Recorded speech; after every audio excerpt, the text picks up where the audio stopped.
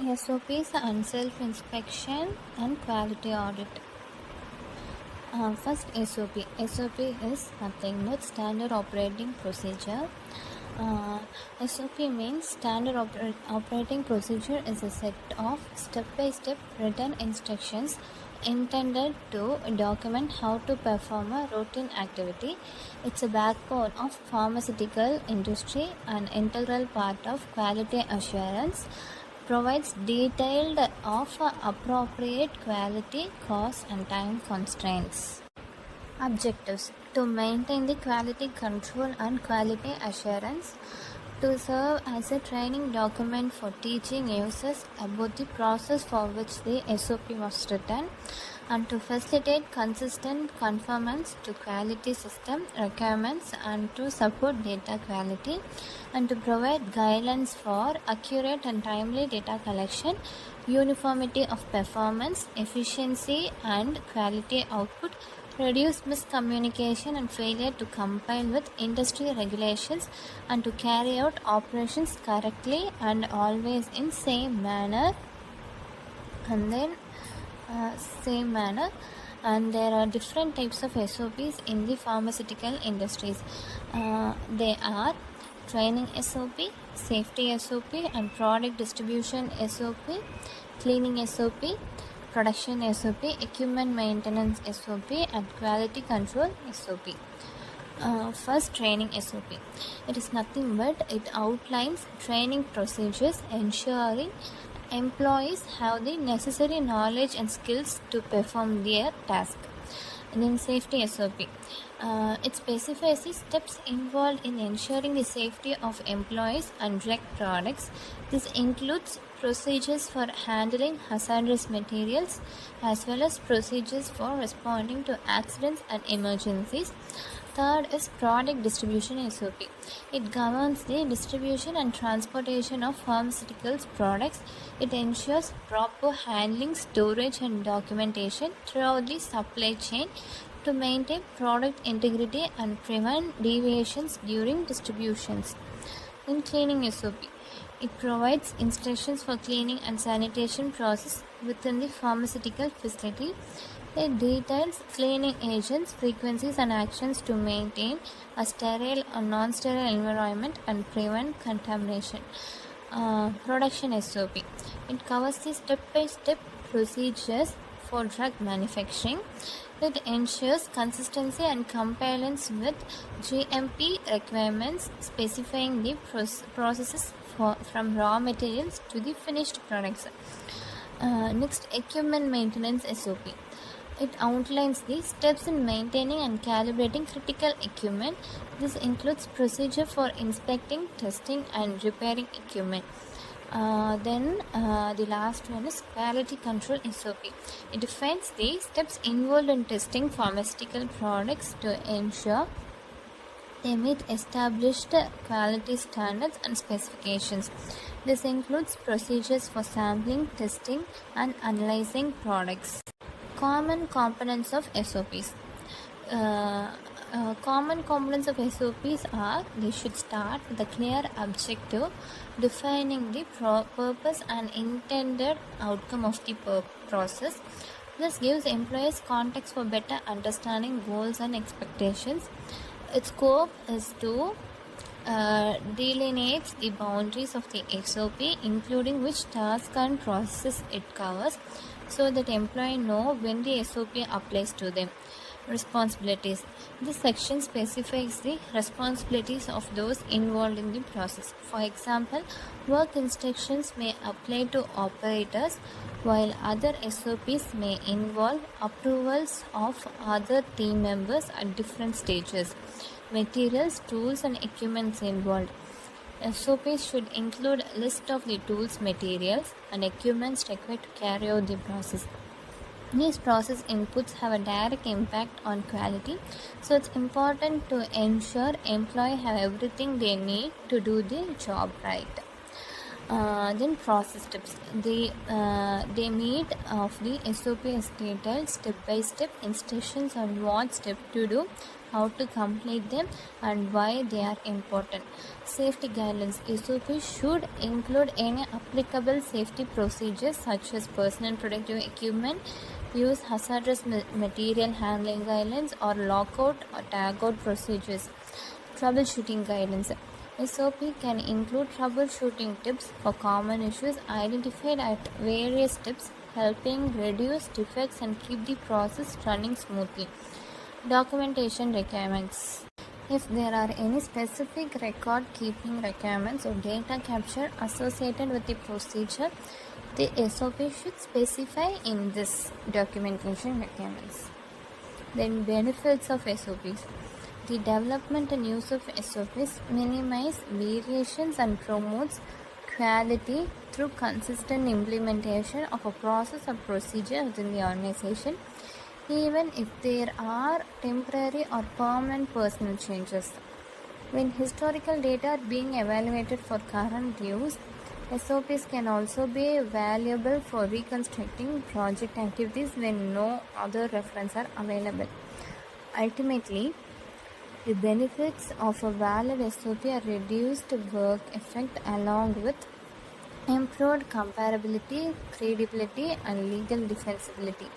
SOPs are needed even when published methods are being utilized. For example, if an SOP is written for a standard analytical method, the SOP should specify the procedures to be followed in greater detail than appear in the published method. Now we come into self-inspection and quality audit. First, self-inspection. The main principle of this self-inspection is shall be conducted to monitor the implementation and compliance with good manufacturing practice principle and to process necessary corrective measures. The self-inspection program should be designed to detect any shortcoming towards the implementation of GMP to recommend the necessary corrective action. Importance and benefits of self-inspection. To monitor and identify the shortcomings in implementation and evaluate compliance with the good manufacturing practice principles and quality management system, company is able to address any issues internally and sooner, therefore avoid potentially bigger problems. What is needed for self-inspection? The main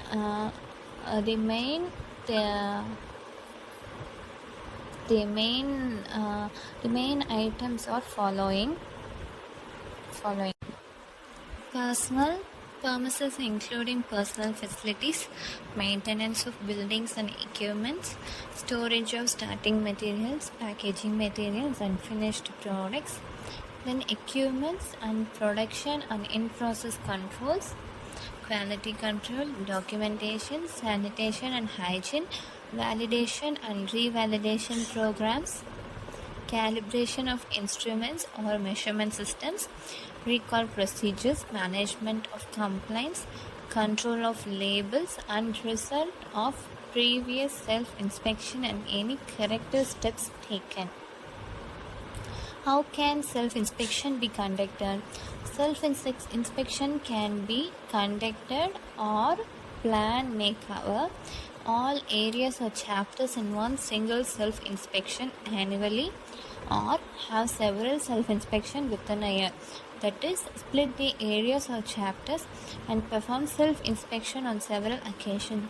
Provide report for each self-inspection. Team of self-inspection.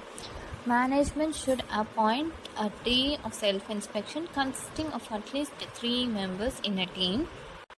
The members of the team may be appointed from inside or outside the company. Each member should be independent in performing the inspections and evaluations. Coverage and frequency of self-inspection. Self-inspection may be conducted by part of unit depending on the company requirements. However, a complete self-inspection should be conducted at least once a year. The frequency should be stated in the procedure for self-inspection. The self-inspection report, it must contain or made of the completion of self-inspection. The report should include self-inspection results, evaluation and conclusion, and recommended corrective actions. The follow-up action. The company management should evaluate both the self-inspection report and the corrective actions. Next comes quality audit. Let's see about quality audit. Quality audit. International Organization for Standardization defines the audit as systemic, independent, and documented process for obtaining audit evidence and evaluating them objectively to determine the degree to which the verification criteria are met. Objectives of the auditing. Primary objective and secondary. In primary objective, it is to examine the accuracy of books of accounts, to express opinion on financial statements. Secondary objective includes reduction and prevention of errors, detection and prevention of frauds. Types of audit. It includes internal audits, external audit, regulatory audit. Regulatory authority for quality audits are ISO standards, Code of Federal Regulations, ICH Q10, USFDA, GMP. Internal audit. This type of audit is also called as first party audit or self-audit. Those auditing and those being audited all belong to same organization. Internal audit is personal activity, professional activity that consists of advising organization how to achieve their goals in a better way. The internal audit involves the use of a systemic methodology to analyze business processes or organizational problems and recommend solutions in the internal audit. Whereas external audit, that is called a second party audit. That is, it refers to customer conducting an audit on a supplier or contractor. Although there are no strict legal requirements for this control, it is always advisable to evaluate the competence of the contractors in which we produce our products of or carry out the analysis of our products or any other activity according to the GMP. Next comes regulatory audit. This type of audit is called as third-party audit. Neither customer nor supplier conducts this audit. A regulatory agency or independent body conducts a third-party audit for compliance or certification or registration purposes. International regulatory bodies such as MHRA, UK, USFDA, Therapeutic Goods Administration, Australia Medicine Control Council, South Africa, etc. are responsible for carrying out these checks. There is a team to perform the audit. It must be composed of audit inspectors and multidisciplinary company team. Thank you.